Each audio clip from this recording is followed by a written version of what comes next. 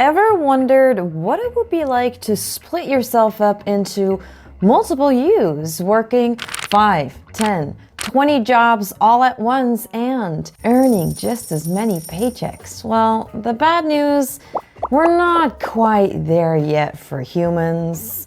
But the good news, you can already do this with ETH thanks to a little DeFi magic called restaking.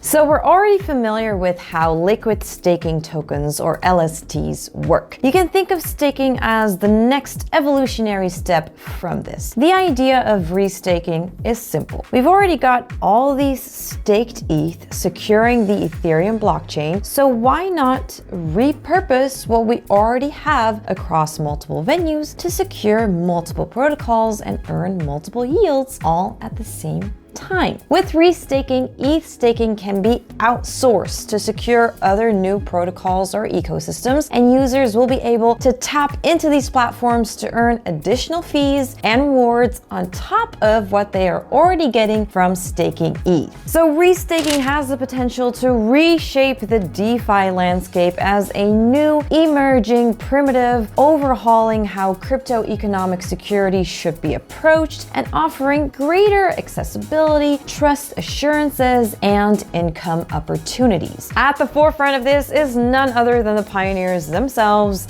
EigenLayer. EigenLayer was founded by Sriram Kannan, who was previously a tenured associate professor at University of Washington, where he directed the UW Blockchain Lab, focusing on designing new blockchain infrastructure protocols. In fact, all of EigenLayer's first team members came from the same lab. EigenLayer essentially provides the infrastructure and blueprint that enables restaking. Without getting too deep into the weeds, users who have staked their ETH natively or in liquid staking protocols can participate in EigenLayer smart contracts to restake and secure other platforms, creating a sort of pooled security which leverages Ethereum, the largest POS network, by value of staked tokens. Usually, creators of new protocols need to bootstrap a new trust network to get security, including spinning up a whole new blockchain network with its validators, native tokens, building network effects, and so forth. With restaking, new protocols or actively validated services can tap into the pooled security of Ethereum stakers instead, making this process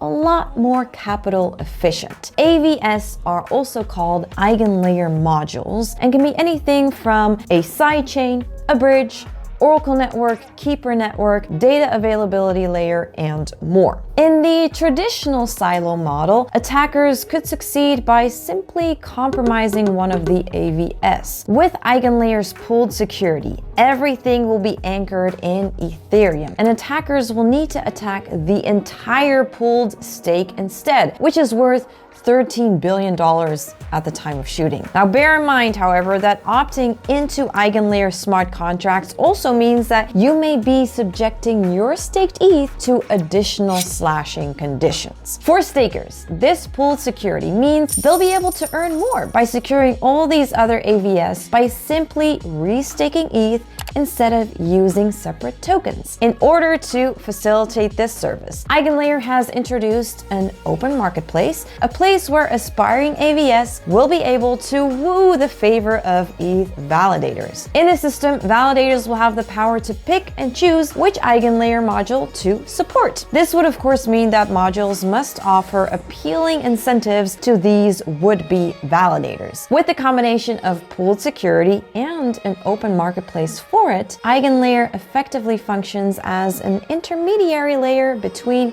Ethereum and other blockchain applications. As of January 2024, EigenLayer is in its second testnet phase. Although the EigenLayer team has given no indications of a token release at the time of writing, several users have rushed to interact with this guarded launch with hopes of qualifying for an airdrop. During this testnet period, liquid restaking with Rocket Pool RETH, Lido STETH, and Coinbase CBETH will be limited in the testnet period, period, while native ETH restaking will be uncapped. With a TVL of 1.11 billion, EigenLayer is already a top 50 DeFi protocol. Logically, the concept of restaking should appeal to users due to the seamless integration of multiple yield streams for LSTs. While this may be true, it is also worth noting that Vitalik Buterin has openly expressed concerns over restaking. Exposing Ethereum validators to more work and duties complicates their primary role of securing the Ethereum network and may introduce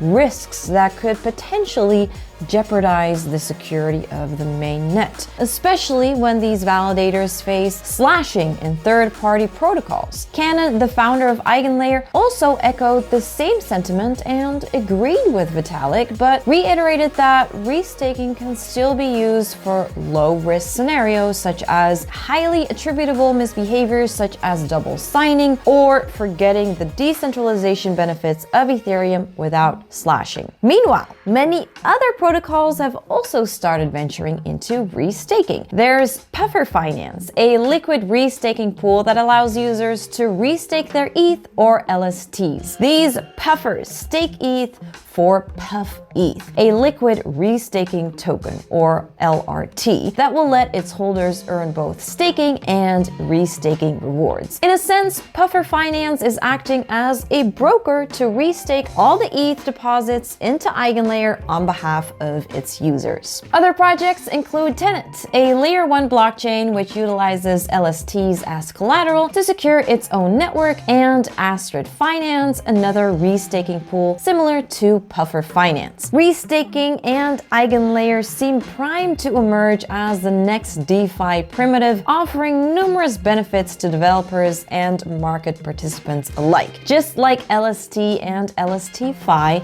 it won't be long before other protocols start tapping into the LRT market. Thanks to restaking, ETH staking is now a more attractive yield avenue, which could encourage more users and liquidity to hop on board. Ethereum's stake ratio is still one of the lowest across other POS chains like Solana, Cosmos, and Polygon, but the combined might of LST, LST-Fi, and restaking could very well be the force needed to nudge this number up. So that's it for restaking. If you want to learn more about ETH staking and LST-Fi, well then check out our previous video right here.